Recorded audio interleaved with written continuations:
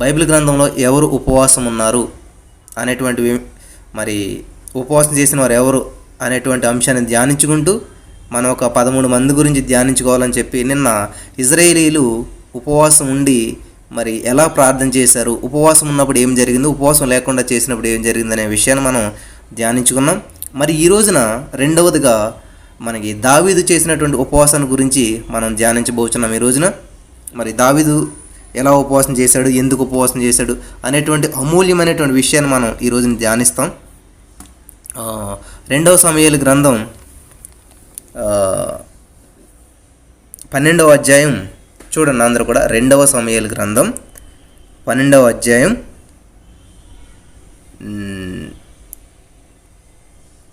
16వ వచనం నుంచి మనం చూసినట్లయితే, యెహోవా ఊరియా భార్య దావీదునకు కనిన బిడ్డను మొత్తినందున అది బహు జబ్బుపడెను. దావీదు ఉపవాసం ఉండి లోపలికి పోయి రాత్రంతయు నేలపడి ఉండి బిడ్డ కొరకు దేవుని బతిమాలగా ఇంటిలో ఎన్నిక అయిన వారు లేచి అతనిని నేల నుండి లేవనెత్తుటకు వచ్చిరి గాని అతడు సమ్మతింపక వారితో కూడా భోజనం చేయకుండెను. ప్రార్థించుకుందాం. మిక్కిలి ప్రేమ నమ్మకములు గల మా ప్రియ పరలోకపు తండ్రి, నీ అత్యున్నతమైనటువంటి నామానికి లెక్కలేని స్తుతులు, స్తోత్రాలు, వందనాలు చెల్లిస్తూ ఉన్నాం. ఇదిగో నా ప్రభా, ఈ సమయం అందు నా ప్రభా వాక్యాన్ని ధ్యానిస్తూ ఉండగా నీ ఆత్మచేత నడిపించమని, ఇక్కడ వాక్యాన్ని వినిచున్న బిడ్డలందరికీ కావలసినటువంటి ఆత్మీయ ఆహారం వడ్డించమని, మీరే మీ నామానికి మహిమార్థంగా ఈ యొక్క కార్యక్రమాన్ని నడిపించి నా ప్రభా వాక్యం ద్వారా అనేక మంది బలపడటకు, అనేక విషయాలు నేర్చుకునేటకు కృప చూపించమని నా ప్రభా పరిశుద్ధాత్మ దేవుడు నీవే మాతో మాట్లాడమని నీకే అవకాశాన్ని ఇస్తున్నా నా ప్రభా ప్రార్థన చేస్తున్నాం. నువ్వు సహాయం చేస్తున్నందుకు వందనాలు, నువ్వు కృప చూపిస్తున్నందుకు వందనాలు చెల్లిస్తున్నాను. మరి నా ప్రభా ఈ వాక్యం ద్వారా అనేక మంది బిడ్డలు బలపడేటకును, అనేక మంది బిడ్డలు ఆశీర్వదించబడేటకు సహాయం చేయమని మా రక్షకుడు ప్రభా యేసుక్రీస్తు వారి అతి శ్రేష్టమైన నామమున మిక్కిలి వినయంతో బ్రతిమాలు వేడుకొంచు ప్రార్థించి పొందుకుని ఉన్నామా పరమ తండ్రి. Amen. Hallelujah. Thank you Jesus. పరిశుద్ధాత్మ దేవుడు. చూడండి నా ప్రియమైనటువంటి సహోదరి స్నేహితులారా, చాలా అమూల్యమైనటువంటి విషయాలు నేర్చుకుంటూ ఉన్నాం మనం. కాబట్టి ఇవన్నీ కూడా మీరు ఒక పెన్ను, ఒక బుక్ పెట్టి చక్కగా ప్రతిదీ రాసుకుంటూ ఉంటే చాలా ఉపయోగపడతాయి మనకు అందరికీ కూడాను. చూడండి, మనకి యూరియా అంటే ఎవరో తెలుసు మనకి. మన దావీదు గారి దగ్గర పనిచేసేటువంటి ఒక సైనికుడు ఆయన. అతను దావీదు మరి మధ్యాహ్నకాల సమయంలో యుద్ధం చేయవలసినటువంటి వ్యక్తి ఇంటి దగ్గర పడుకుని ఏం చేస్తున్నాడంటే ఆయన ఒక స్త్రీని చూడటం, ఆమెతో మోహించటం, ఆమె భర్తను చంపించేసి ఆమెను చేసుకోవడం, ఇదంతా జరుగుతుంది, మనకు తెలిసినటువంటి స్టోరీయే. తర్వాత ఏం జరిగిందంటే ఆమె భర్త చనిపోయాక ఆమెను తీసుకొచ్చి భార్యగా చేసుకుని చక్కగా ఉంటాడు. ఈ లోపల ఆమెకి ప్రెగ్నెంట్ వస్తుంది. కానీ ఇదంతా కూడా ఒక క్రమం కాదు, ఇది అక్రమం. సంతోషంగా ఉన్నాడు అనుకుంటున్నాడు, జీవితం బాగుంది అనుకుంటా ఉన్నాడు. కానీ ఏం జరిగిందంట, ఆ పర స్త్రీని ఆశించి, పొరుగువాని భార్యను ఆశించాడు. దేవుని ఆజ్ఞలు తెలుసు.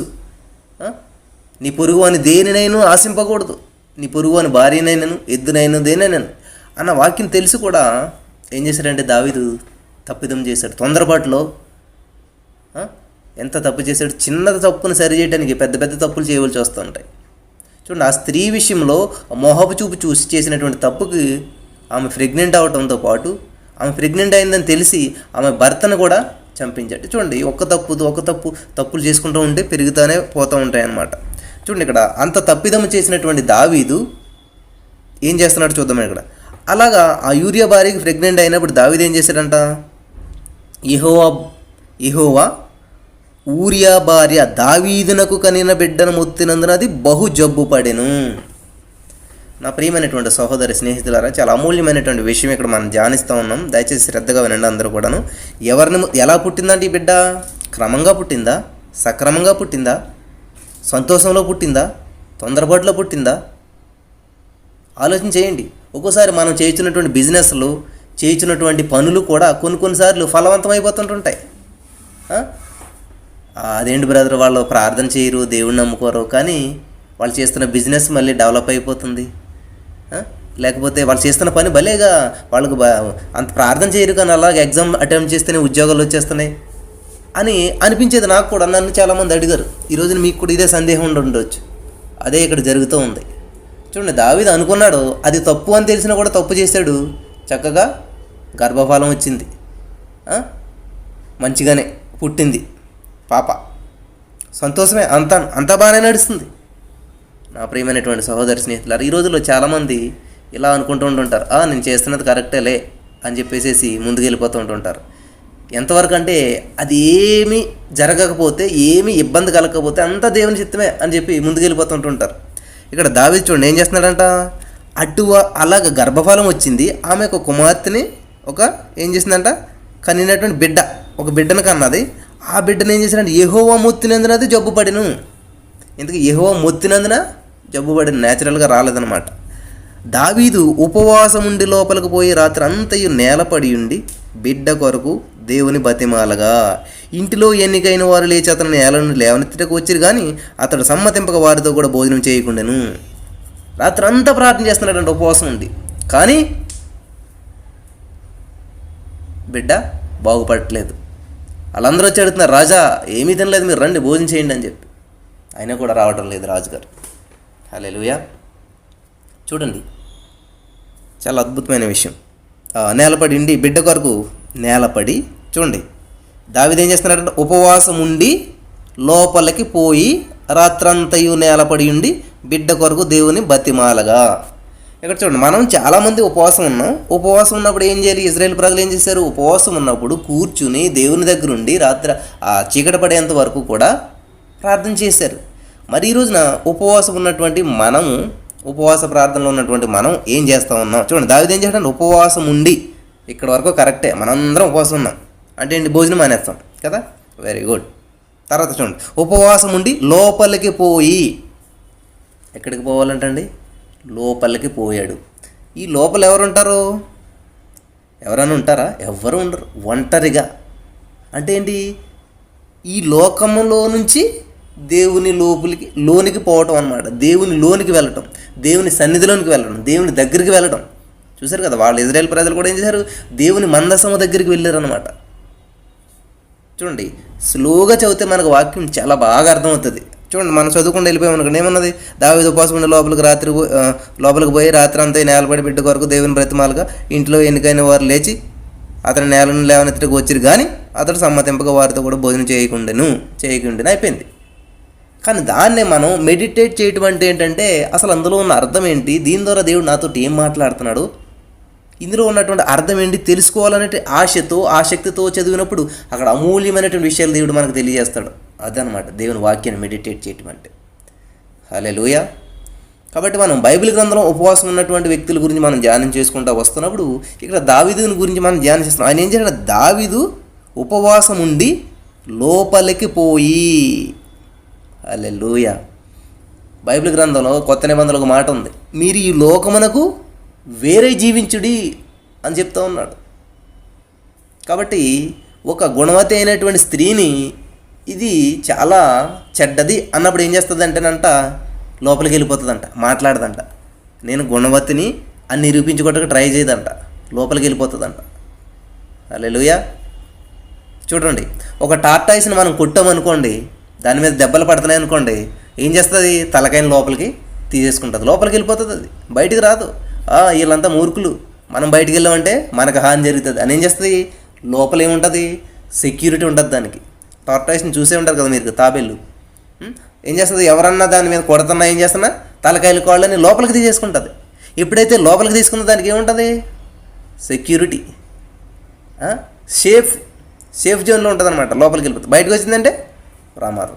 కాబట్టి ఈయన ఎక్కడికి వెళ్తున్నాడంట? ఇన్ని సమస్యలు, ఇన్ని ఇబ్బందులు, ఇంత క్లిష్ట పరిస్థితి ఉన్నప్పుడు ఆ పరిస్థితి దగ్గరికి వెళ్ళట్లేదు, ఆ పాప దగ్గరికి వెళ్ళట్లేదు, ఆ పాప చుట్టూ తిరగట్లేదు. మనం ఏం చేస్తాం? సమస్య ఎక్కడ వచ్చిందో సమస్య వైపే చూస్తుంటుంటాం.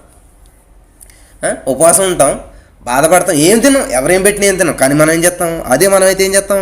ఆ పాపను పట్టుకుని, ఆ బిడ్డను ఎత్తుకుని, ఆ బిడ్డ దగ్గరే కూర్చుని, ఆ బిడ్డ వైపే చూస్తూ, ఆ బిడ్డ దగ్గరే కూర్చుని కోనరాగాలు తీస్తూ ఉంటుంటారు, ఏడుస్తూనే ఉంటుంటారు, ఏం పెట్టినా తినరు, ఏం. కానీ ఇక్కడ దావీదు ఏం చేస్తున్నాడు? రాజు, గొప్ప రాజు ఏం చేస్తున్నాడంటే ఆయన పాపకు బాధ వచ్చింది, హాస్పిటల్కి తీసుకెళ్తలేదు. పాపకు జబ్బు వచ్చింది, డాక్టర్లు పిలవట్లేదు. పాపకు జబ్బు వచ్చింది, అయినా ఏం చేస్తున్నాడు? వైద్యులను పిలవడం లేదు. కాబట్టి ఈ రోజున చాలామంది చేసేటువంటి పని ఏంటంటే సమస్య ఎప్పుడైతే వస్తుందో సమస్య మీదకి వెళ్ళిపోద్ది ఫోకస్. భర్త కనపడ్డో, బంధువులు కనపడరు, దేవుడు అసలే కనపడ్డో, ఇంకేముండదు, ఏడిస్తే కూర్చుంటారు. ఒకటి నా ప్రియమైనటువంటి సహోదరి స్నేహితులారా, దేవుడు ఈ రోజున దావీదు ద్వారా నీకు ఒక చక్కటి లెసన్ నేర్పాలని చెప్పి నిన్ను ఇక్కడ కూర్చోబెట్టి ఉన్నాడు. చక్కగా నోట్స్ రాసుకోండి. ఆ దావీదు ఏం చేస్తున్నాడంట? జబ్బు వచ్చినప్పుడు ఎవరు గుర్తు రావాలి? డాక్టర్ గుర్తు రావాలి, అంతే కదా. మీకు అనారోగ్యం వచ్చిన వెంటనే ఏం చేస్తారు? వైద్యుడు ట్రీట్మెంట్ చేయించుకోవాలి అనుకుంటారు. కానీ ఈయన అది చేయట్లేదే. ఏం చేస్తున్నాడంట? లోపలికి వెళ్తున్నాడు. లోపలికి చూసారా, టార్టాయిస్ ఏం చేస్తుంది? సమస్య వచ్చినప్పుడు లోపలికి వెళ్ళిపోయినాయి దాని కాళ్ళు, తన తలకాయ కూడా. హల్లెలూయా, థ్యాంక్ యూ జీసస్. నా ప్రియమైనటువంటి సహోదరి స్నేహితులారా, నువ్వు సమస్య వచ్చినప్పుడు సమస్య వైపు చూస్తున్నావా? మా ఇల్లు చాలా పేదిల్లు అండి, నా ఉద్యోగం చాలా చిన్న ఉద్యోగం అండి, అందుకనే నేను సరైనటువంటి బట్టలు వేసుకోలేకపోతున్నాను, అందుకనే నేను సరైనటువంటి తిండి తినలేకపోతున్నాను. అంతే మరి. నీ ఉద్యోగం వైపు చూస్తే, నీకున్న ఇంటి వైపు చూస్తే, నీకున్నటువంటి ఆరోగ్యం వైపు చూస్తే అవన్నీ ఏం చెప్తాయంటే నీ వల్ల ఏం కాదు, నువ్వేం సాధించలేవు అని చెప్తాయి అనమాట.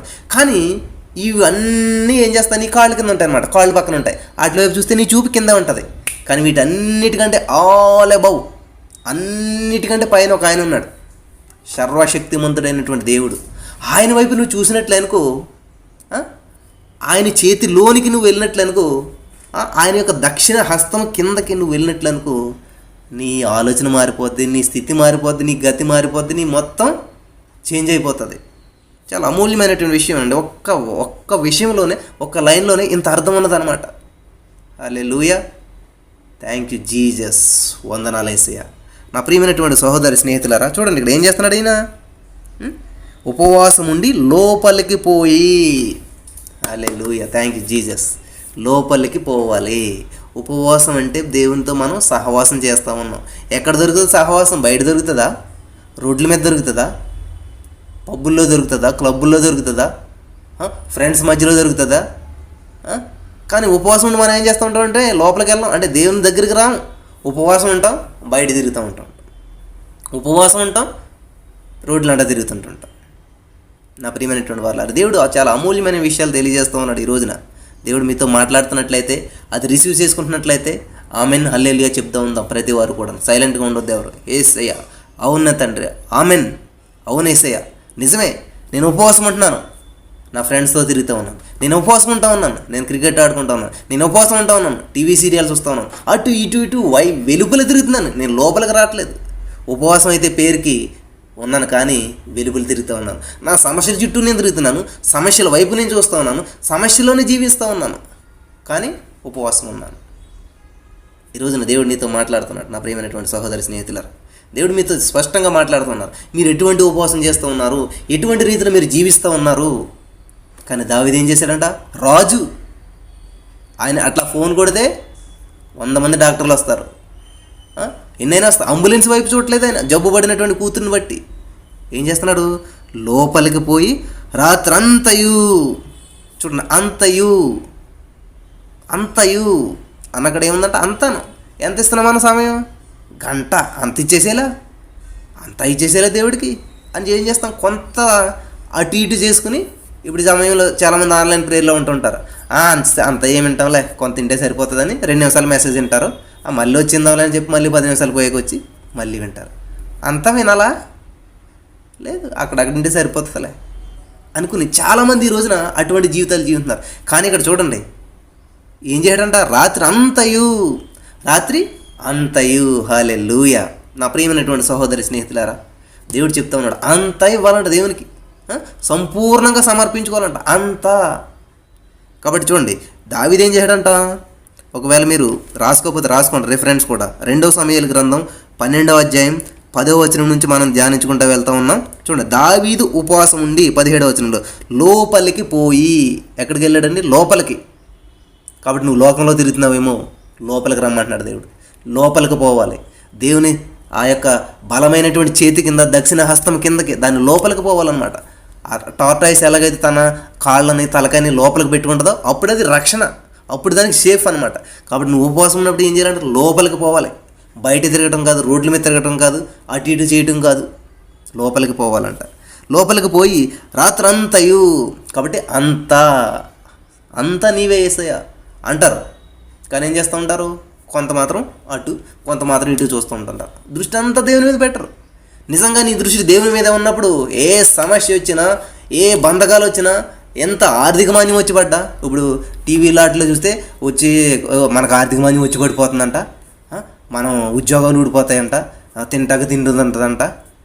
ఎవరు ఆలోచిస్తారంటే అవిశ్వాసులైనటువంటి వ్యక్తులు వీటిని ఆలోచించి అయితే మనం ఏం చేయాలి, ఎలాగ మన పరిస్థితి, ఇది అవిశ్వాసికి ఉండేటువంటి లక్షణం అనమాట. నా పక్కన 1000 మంది పడినను, నా పక్కన కుడి పక్కన 10,000 మంది కూలినను నాకు మాత్రం లోటు రాదు, నా ఇంటిలో సమృద్ధి ఉంటుంది. బైబిల్ చదివినప్పుడు మనకి ఇటువంటి ఒక గొప్ప విశ్వాసం అనేది నిన్ను నిలబడి చేస్తుంది. సారేపతి విధవరాలను పోషించినటువంటి దేవుడు నిన్ను పోషించడా? ఎంత కరువు వచ్చి ఎన్ని పడ్డా కూడాను కాకుల చేత ఆహారం పంపించలేని పోషించిన దేవుడు నిన్ను పోషించడా? హల్లెలూయా. కాబట్టి విశ్వాసం నీకు దేని మీద ఉందా? లోకం మీద ఉన్నదా? ఓల్డ్ చెప్తుంది నువ్వు వేస్ట్ అని. ఓల్డ్ దేవుని వాక్యం WORLD ఓల్డ్ చెప్తుంది యు ఆర్ వేస్ట్, నువ్వేం చేయలేవని. కానీ WORD అనగా వాక్యం చెప్తుంది యు ఆర్ బెస్ట్ అని చెప్తుంది అనమాట. కాబట్టి నువ్వు బెస్ట్గా ఉండాలంటే వాక్యం విను, నువ్వు వేస్ట్గా జీవితాన్ని గడుపుకోవాలంటే ఓల్డ్ చెప్పేది న్యూస్ చూడు, టీవీలో న్యూస్ చూడు, నిన్ను బలహీనపరుస్తుంది. నీ జీవితం అయిపోతుంది, నీకు ఇల్లు ఉండదు, వాకులు ఉండదు, నీకేం లేదు, నీ ఉద్యోగం ఊడిపోతుంది అని చెప్తుంది నీకు ఈ లోకంలో న్యూస్. కానీ దేవుని వాక్యం సువార్త, మంచి వార్త అండి, శుభవర్తమానం దేవుని వాక్యం.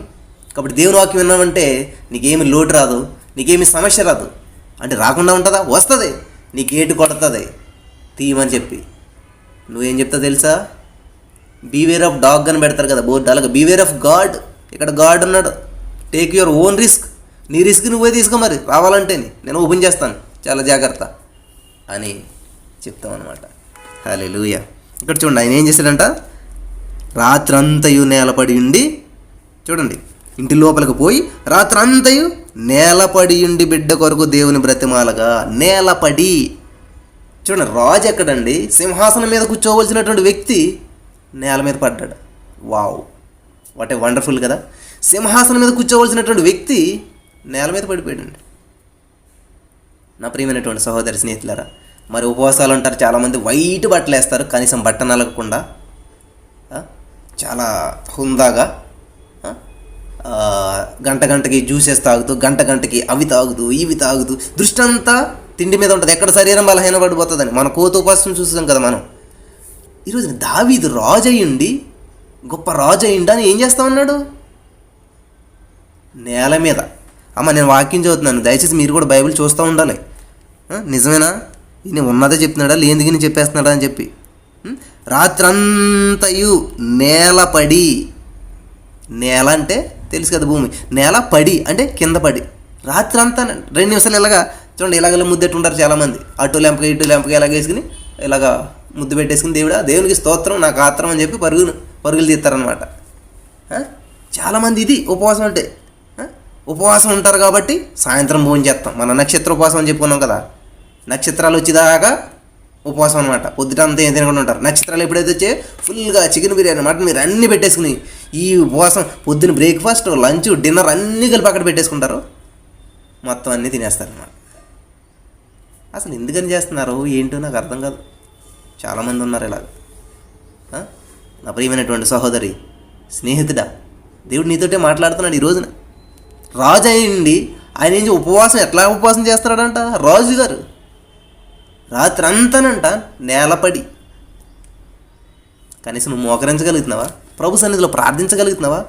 పేరుకే ఉపవాసం ఉండేసేసి తలంట వేసుకుని మొహం కాడు వేసుకుని నీట్గాను అట్లా కూర్చుని ఈ లోకానుసారమైనటువంటిది, ఆచారంతో కూడినటువంటిది, చిన్నప్పటి నుంచి నేర్చుకున్నటువంటి ఉపవాసం చేసేస్తూ నేను ఉపవాసం అని నీకు నువ్వు సాటిస్ఫాక్షన్ అయిపోతున్నావా? అయితే దేవుడు నీ లోపాలన్నీ ఆయన ముఖకాంతి అనేటువంటి అద్దంలో, వాక్యం అనేటువంటి అద్దంలో నీకు దేవుడు చూపిస్తూ ఉన్నాడు. ఒకసారి చూసుకొని నీ ముఖం ఎట్లా ఉన్నదో, నీ పరిస్థితి ఎట్లా ఉన్నదో, నీ స్థితి ఎట్లా ఉన్నదో ఒకసారి చూసుకోమని దేవుడు ఈ రోజున తెలియజేస్తూ ఉన్నాడు. హల్లెలూయా. ఈరోజు నువ్వు ఇంతవరకు ఎటువంటి ఉపవాసం చేసి ఉన్నావు, ఎటువంటి స్థితిలో నువ్వు జీవించి ఉన్నావు, ఎటువంటి జీవితాన్ని నువ్వు గడిపేస్తూ ఉన్నావు, ఏది ఉపవాసం అనుకుంటున్నావు అని చెప్పి దేవుడు నీతో మాట్లాడుతూ ఉన్నాడు ఈరోజు. దావీదండి గొప్ప రాజు అయ్యిండి, ఆయన ఏం చేశాడంట? లోపలికి వెళ్ళిపోయాడు, ఎవరితో సంబంధం లేదు, అందరిని పక్కన పెట్టాడు, భార్యని పిల్లల్ని మొత్తం సైన్యాన్ని అందరిని కూడా పక్కన పెట్టి లోపలికి వెళ్ళి ప్రతిష్ఠించుకున్నాడండి, ప్రత్యేకపరుచుకున్నాడు, దేవునికి ప్రార్థన చేస్తూ ఉన్నాడు. హల్లెలూయా, థ్యాంక్ యూ జీసస్, వందనాలు యేసయ్య. ఈరోజు నువ్వు ఎటువంటి ఉపవాసం చేస్తూ ఉన్నావు? నువ్వు ప్రత్యేకించబడినటువంటి వ్యక్తిగా నువ్వు ఉపవాసం చేస్తూ ఉన్నావా? సమస్య ఏమో పిల్లదండి, ఉపవాసం ఏమో ఈయనున్నాడు. అబ్బా, వాట్ ఏ వండర్ఫుల్ కదా. ఎప్పుడన్నా నీ పిల్లల కోసం నువ్వు ఉపవాసం ఉండి ప్రార్థన చేసావా? ఎప్పుడన్నా నీ భర్త కోసం నువ్వు ఉపవాసం ఉండి ప్రార్థన చేసావా? ఎప్పుడన్నా నీ అత్తమామల కోసం ఉపవాసం ఉండి ప్రార్థన చేసావా? ఎప్పుడన్నా నీ సంఘం కోసం ఉపవాసం ఉండి ప్రార్థన చేసావా? ఎప్పుడన్నా నీ ఇరుగు పొరుగు వారి కోసం ఉపవాసం ఉండి ప్రార్థన చేసావా? ఎప్పుడన్నా ఎదుటి వారి కోసం ఉపవాసం ఉండి ప్రార్థన చేసావా? నీ లైఫ్లో ఎప్పుడన్నా? ఎప్పుడు కూడా నాకు బాగోవాలి, నాకు ఉద్యోగం రావాలి, నా పరిస్థితి బాగోవాలి అని స్వార్థపూరితమైనటువంటి ఉపవాసాలు లిస్టులోనే ఉన్నాయి నీ ఉపవాసాలన్నీ. కానీ దావీదు ఏం చేస్తున్నాడండి? తన బిడ్డ జబ్బు పడిపోతే హాస్పిటల్ చుట్టూ తిరగట్లేదు, వైద్యులను పిలవట్లేదు, లోకం వైపు చూడట్లేదు, ఆయన దేవుని వైపు చూస్తూ ఉన్నాడు. దేవుడు అంత తప్పు చేసినా కూడా దావీదుని హృదయానుసారుడని ఎలాగనగలిగాడంటే, తప్పు చేయడం తప్పు కాదు కానీ తప్పును ఒప్పుకోకపోవడం తప్పు అనమాట. ఈరోజు చాలామంది ఏం చేస్తూ ఉన్నారంటే తప్పిదాలు చేస్తూ ఉన్నారు.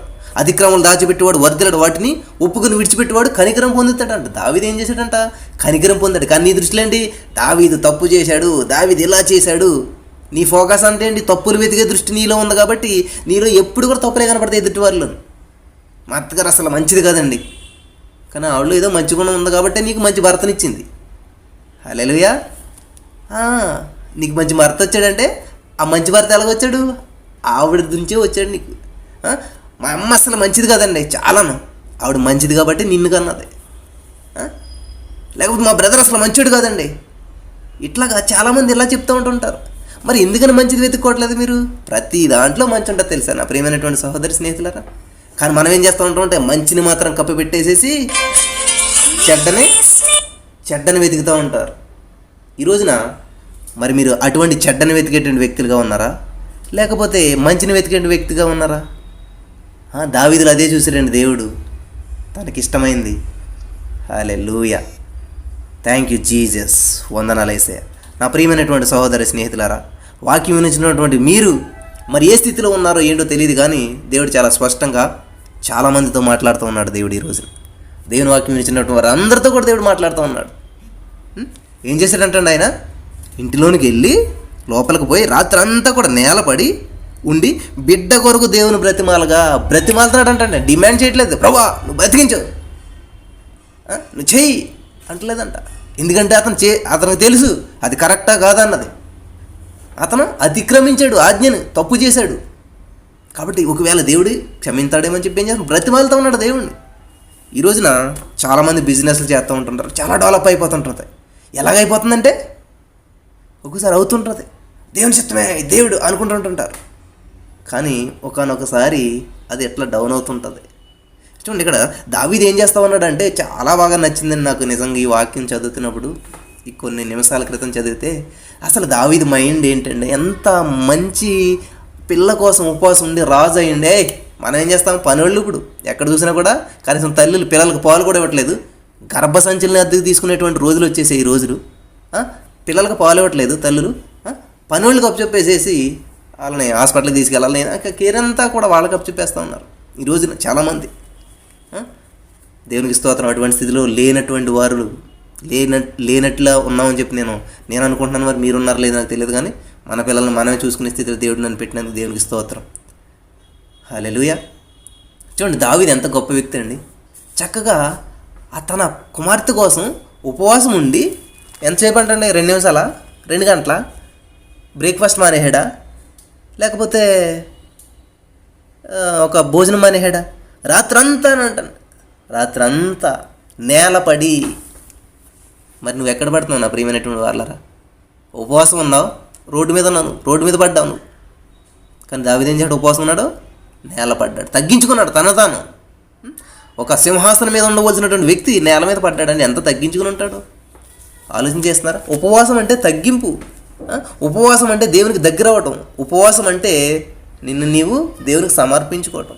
ఈ విషయాలన్నీ పక్కన పెట్టేసేసి పేరుకి మాత్రమే భోజనం మానుతాం, మనం స్కిప్ చేస్తాం. మానట్లేదు, స్కిప్ అంటారనమాట. స్కిప్ అంటే ఏంటంటే జంపు. అంటే నువ్వు పొద్దున తినవలసింది ఏం చేస్తున్నావు అంటే పొద్దుటిది సాయంత్రం రెండూ కలిపి సాయంత్రం తినేస్తున్నావు. అది ఉపవాసం ఎలాగవుతుంది అసలని? స్కిప్ అనమాట. మీల్ని స్కిప్ చేస్తూ ఉన్నాం. కానీ ఇక్కడ దావీదు అలా చేయట్లేదండి. ఎవడ బ్రతిమాలని, ఎవడు రాని, ఎవడు ఏం పట్టించుకోవట్లేదు. ఇంకా దేవుని సన్నిధిలో ఉండి ప్రార్థన చేస్తూ ఉన్నాడు. చాలా అమూల్యమైనటువంటి విషయాలు దేవుడు మాట్లాడుతున్నాడని నేను నమ్ముచున్నాను. అర్థమవుతున్నారు అందరూ? ఆమెను చెప్దాం. హల్లెలూయా. చూడండి, లేచి అతనిని నేల నుండి లేవనెత్తుటకు వచ్చిరు కానీ అతడు సమ్మతింపక వారితో కూడా భోజనము చేయకుండెను. హల్లెలూయా. బిడ్డ కొరకు ఏం చేస్తున్నాడు? దేవుని బ్రతిమాలుతూ ఉన్నాడు. కాబట్టి ఈరోజు నువ్వు ఏం చేస్తున్నావు? ఉపవాసం ఉండి చాలామంది సినిమాలు చూస్తారండి. ఉపవాసం ఉండి చాలామంది నిద్రపోతూ ఉంటారు. మన చెప్పారు కదా సహోదరి సునీత గారు, వాళ్ళ చిన్నతనంలో అలా చెప్పారు కదా, వాళ్ళ ఇంటి పక్క ఒక ఆవిడ ఉపవాసం ఉండి చక్కగా నిద్రపోయేదంట. ఈరోజు నువ్వు ఉపవాసం ఉండి ఏం చేస్తావు? నిద్రపోతున్నావా? మెలకుగా ఉండి ప్రార్థన చేయడి అని ప్రభు చెప్తున్నాడు. కాబట్టి నువ్వు ఉపవాసం ఉండి ఏం చేస్తా ఉన్నావు? రాజుగారు ఏం చేస్తున్నారు చూసారు? అక్కడ దేవుని నామాన్ని మహింపరుస్తూ నేల మీద పెట్టేటంటారు తలకాయ పట్టుకెళ్ళి. కనీసం నువ్వు మోకరించగలుగుతున్నావా? ప్రార్థించగలుగుతున్నావా ఉపవాసం ఉన్నప్పుడు? హల్లెలూయా. అందరూ వచ్చి భోజనానికి రా. ఇంటిలో ఎన్నికైన వారు లేచి, అంటే అందరూ ముట్టుకోవకుండా రాజుని, కొంతమంది ఎన్నిక చేయబడతారు. వాళ్ళు వచ్చి ఏం చేస్తున్నారంట? అతనిని నేల నుండి లేవనెత్తుటకు వచ్చిరు కానీ అతడు సమ్మతింపక వారితో కూడా భోజనం చేయకుండా. లేక అని చెప్పి ప్రార్థన చేస్తావు? లేకు. పొద్దున్న చిన్నప్పుడు మా అమ్మగారు రే తినేసేరా, చాలాసేపు అయింది కదా. అట్లా మా అమ్మగారు ఎన్నిక చేయబడ్డది అనుకుందాం. మా అమ్మగారు లేకు, ఎంతసేపు చేస్తావు ఉపవాసం, ఎంతసేపు చేస్తావు ప్రార్థన, చాలే లేకు. అబ్బా, ఎంత మనల్ని ఎంకరేజ్ చేస్తారు కదా దేవుళ్ళు బలపడుతుంటేనే. చాలామంది పరిస్థితి ఇదే ఇంట్లోను. లే చాలే, చేసింది చాలే. ఎప్పుడు దేవుడు అంటుంటామండి, ఎప్పుడు ఉపవాసాలు అంటుంటామండి, తినేసే ఏమవుతావు. ఇట్లాగా ఏం చేస్తున్నారంట? బ్రతిమాలుతున్నారంట వచ్చేసి వెనకాల. నేల నుండి లేవనెత్తుటకు.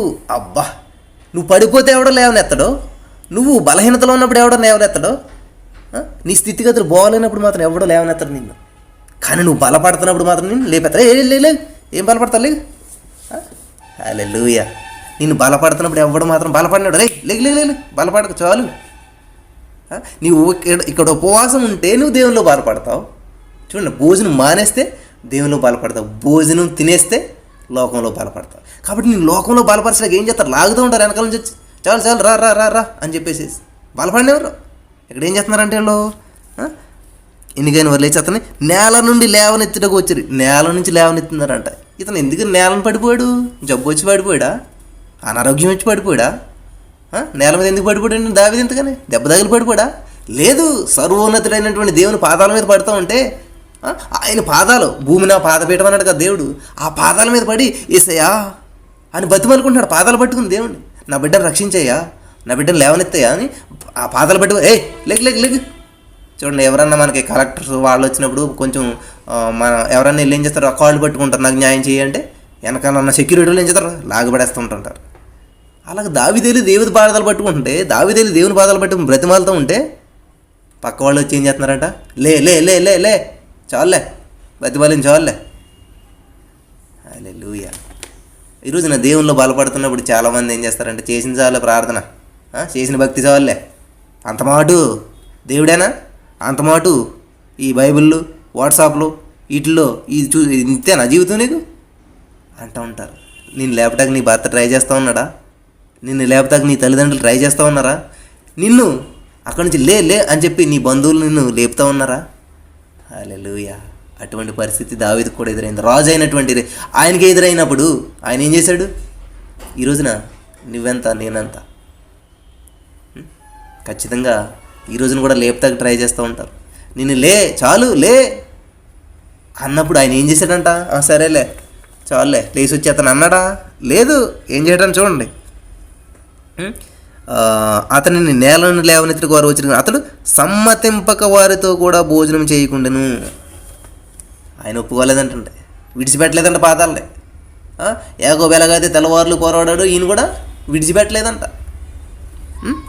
భోజనము చేయక ఉండెను. 7వ దినమున బిడ్డ చావగా బిడ్డ ప్రాణముతో ఉండగా మేము అతనితో కూడా మాటలాడినప్పుడు అతడు మాటలు వినకయుండెను. అప్పుడు బిడ్డ చనిపోయినని మనం అతనితో చెప్పిన ఎడల తమకు హాని చేసుకునేమో అనుకుని దావీదు సేవకులు బిడ్డ చనిపోయినని సంగతి అతను వెరచిరి. అయితే దావీదు తన సేవకులను గుసగుసలాడు చూసి బిడ్డ చనిపోయిన సంగతి గ్రహించి బిడ్డ చనిపోయినా అని తన సేవకులను అడుగా వారు చనిపోయినది. అప్పుడు దావీదు నేల నుండి లేచి స్నానం చేసి తైలం పూసుకొని వేరు వస్త్రములు ధరించి యెహోవా మందిరంలో ప్రవేశించి మురొక్కి తన ఇంటికి వచ్చి భోజనమును తెమ్మనగా వారు వడ్డించిరి. అప్పుడు అతడు భోజనం చేసెను. చూడండి, ఇంత ఉపవాసం చేశాడు, ఇంత చేశాడు, కడకి బిడ్డ చనిపోయింది. బిడ్డ చనిపోతే మళ్ళీ ఏం చేశాడు? బిడ్డ చనిపోయాక కూడా బిడ్డ బ్రతికుండగా కూడా దేవుణ్ణి ప్రార్థించాడు, మొక్కుకున్నాడు. బిడ్డ చనిపోయాక కూడా మళ్ళీ దేవుని సన్నిధికి వెళ్ళి ఏం చేయడంట?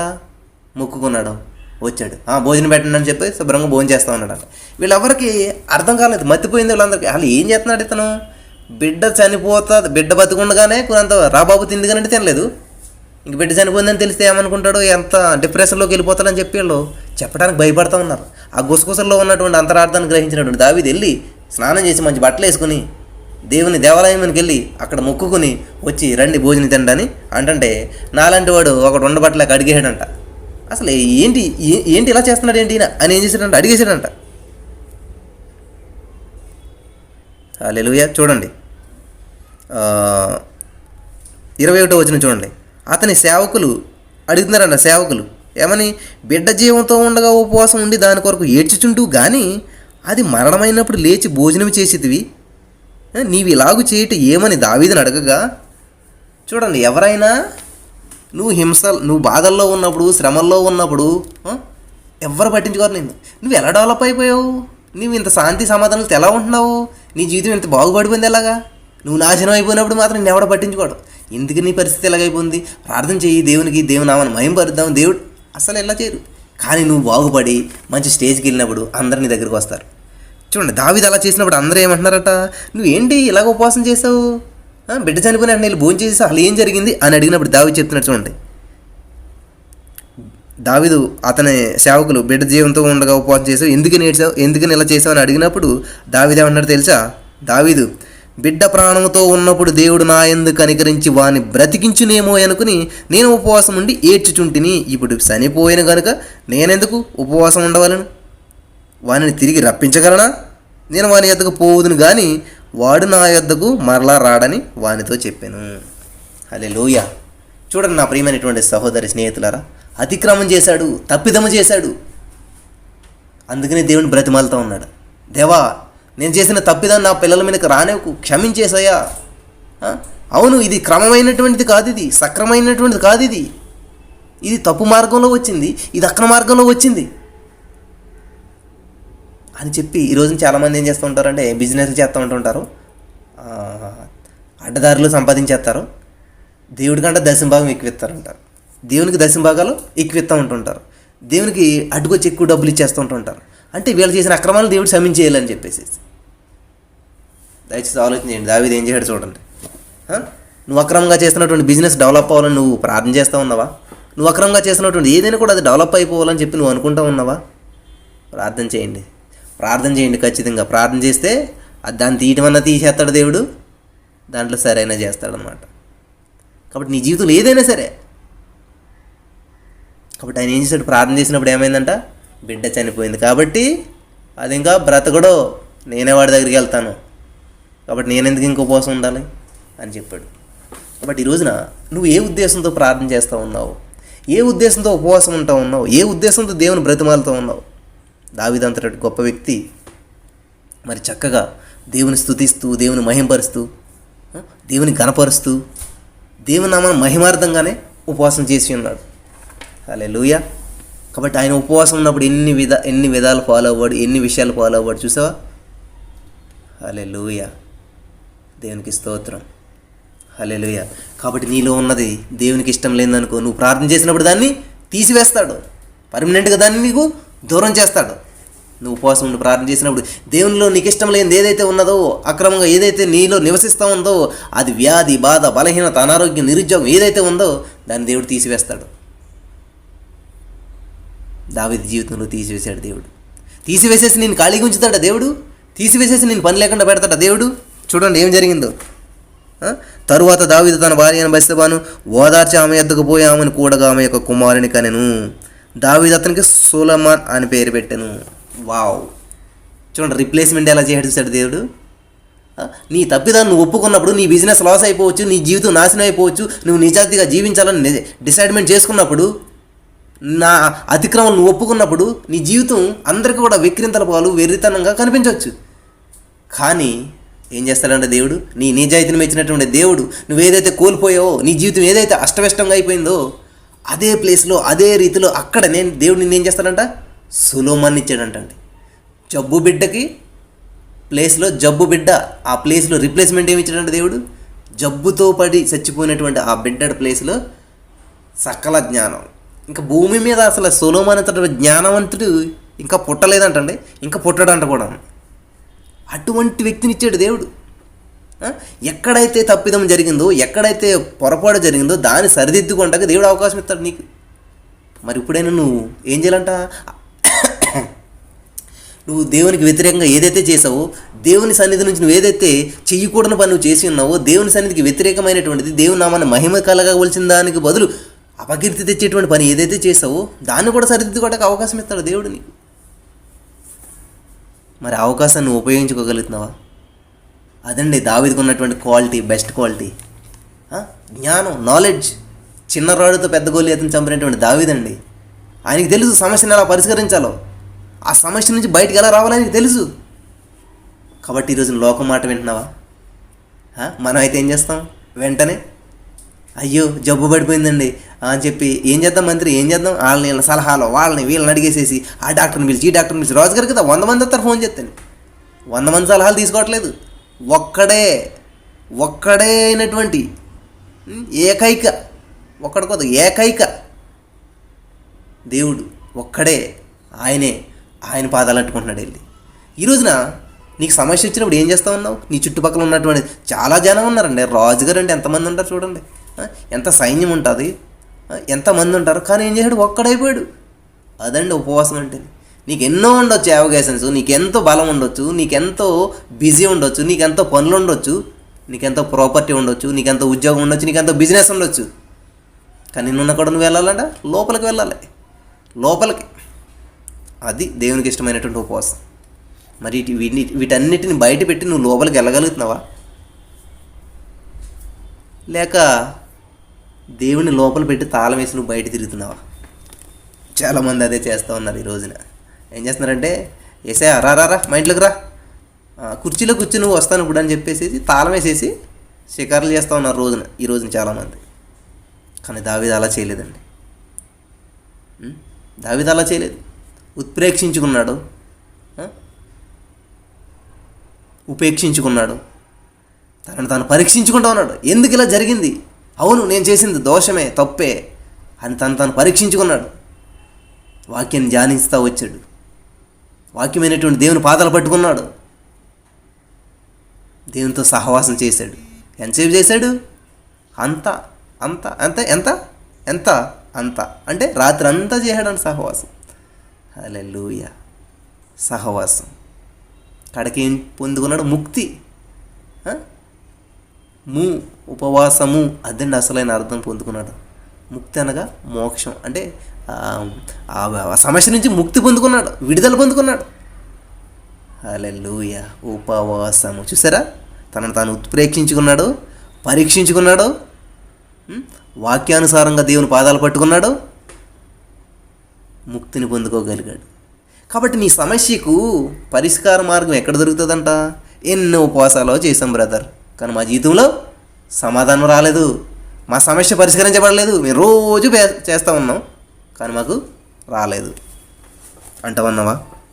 కానీ చూడండి, దావీదు కోల్పోయాడు తన బిడ్డని, పుట్టినటువంటి బిడ్డని. జబ్బు వచ్చింది. ఆ జబ్బు ఎలా వచ్చిందంటే యెహోవా మొత్తటం వల్ల వచ్చిందంట. ఎందుకంటే అది సరైనది కాదు, కరెక్ట్ అయింది కాదు, కాబట్టి నేను సరి చేస్తాను, నేను దాన్ని సెట్ చేస్తాను అని చెప్పి దేవుడు ఏం చేశాడంట, దాన్ని తీసివేసేసాడు. కాబట్టి ఈ రోజున దేవుడు నీలో కొన్నిటిని తీసివేయడానికి ఇష్టపడతా ఉన్నాడు, నీలో నుంచి కొన్నిటిని బయటికి తీసివేయాలని చెప్పి దేవుడు ఇష్టపడతా ఉన్నాడు. మరి అవకాశం ఇస్తావా? ఏంటి దేవా, నేను ఎంత ప్రార్థన చేశాను, నైట్ అంతా ఉపవాసం, నా తలకాయ వచ్చి నేల మీద పెట్టాను, ఎంత కష్టపడి ప్రార్థన చేశాను, ఎంత ఉపవాసం ఉన్నాను, ఏం చేసావు ప్రభా, బతికించలేదండి. చాలామంది స్కీములు పెడుతుంటారండి, స్కాములు. 10 రోజులు ప్రార్థన చేస్తే స్వస్థత వస్తుంది, 20 రోజులు ప్రార్థన చేస్తే చచ్చినట్టు బతుకుతాడు, 30 రోజులు ప్రార్థన చేస్తే ఇది అని చెప్పి మనం చూడండి, మనం బ్యాంకులో డబ్బులు వేస్తే ఏం చేస్తామంట. ఇప్పుడు మా పాప పేరుని మొన్న 1 లక్ష రూపాయలు వేసాం, ఎక్కడ ఇది పోస్ట్ ఆఫీస్లో. 9 సంవత్సరాల కంటే రెట్టింపు అవుతాయంటాయి. ఈవెన్ మనం కూడా ఇట్లా చాలామంది ఏం చేస్తుంటారంటే 4 రోజులు ప్రార్థన చేస్తే దేవుడు దీన్ని తగ్గింతాడు, 10 రోజులు ప్రార్థన చేస్తే ఇది ఇలా అవుతుంది అని ఒక స్కీమ్ లాగా మనం ప్రార్థన చేస్తాం, ఒక స్కీమ్ పెట్టుకుని. కానీ దావీదు ప్రార్థన చేశాడు, రాత్రంతా ప్రార్థన చేశాడు, ఉపవాసం ఉన్నాడు, తల నేల పెట్టాడు. ఎన్ని చేసినా కూడా అతను దేవుని కృతజ్ఞత చెప్తున్నాడు. బిడ్డ చనిపోయినా కూడా దేవుని సన్నిధికి వెళ్ళాడు, దేవునికి సమర్పించుకున్నాడు. దేవునికి ఏం చేశాడంట, మొక్కుబడి చెల్లించాడు బిడ్డ చనిపోయినా కూడా. హల్లెలూయా. ఈ రోజున అనుకున్నది జరగకపోతే ఇంకా దేవుడు లేదు, ఏమీ లేదు. ఏం చేశాడండి దేవుడు దగ్గరికి వచ్చాము. మరి ఏం చేశాడు, రాత్రంతా ఉపవాసం ఉండి ప్రార్థన చేశాను, బిడ్డ చచ్చిపోయింది. ఎందుకు? దేవుడికి ఏమి తెలియదు అసలు. దేవుడు ఏం చేశాడు, ఏం మేలు చేశాడు మాకు దేవుడి దగ్గరికి వస్తే అంటారు చాలామంది కదా.